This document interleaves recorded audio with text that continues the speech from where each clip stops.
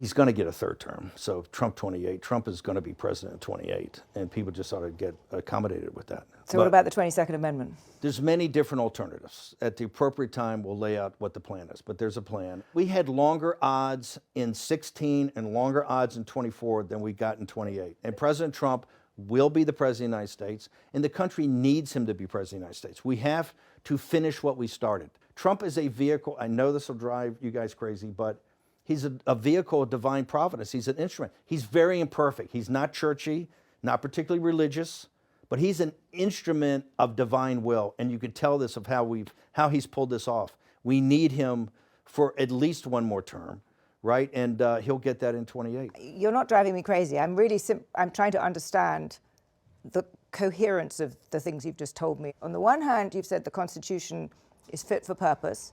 Secondly, you've said that President Trump needs another term, even though the 22nd Amendment makes pretty clear that he cannot have another term. Why does it make that clear? Because he's on his second term already.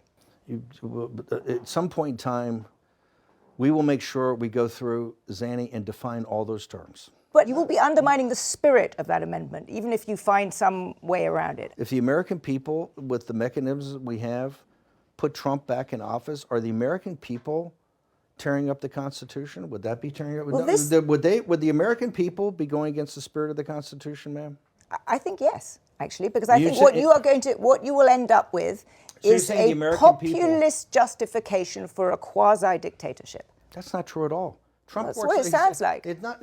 Trump is a dictatorship. Did you just see the compromises he had to make on the big, beautiful bill? You see the compromises he has to do on everything, on accommodating Zelensky, on what President Trump. President Trump is nothing but a series of negotiations to kind of keep this thing rolling forward, where he's having trade-offs all the time. But Steve, you've just spent the last 20 minutes telling me we have to smash the other side. There's no room for debate. There's no room for compromise. We must smash them. And now you're telling me this is a negotiation. I mean, that's no. I guess that's why it seems to me some kind of tension there. First off, the only way President Trump wins in 2028 and continues to stay in office is by the will of the American people.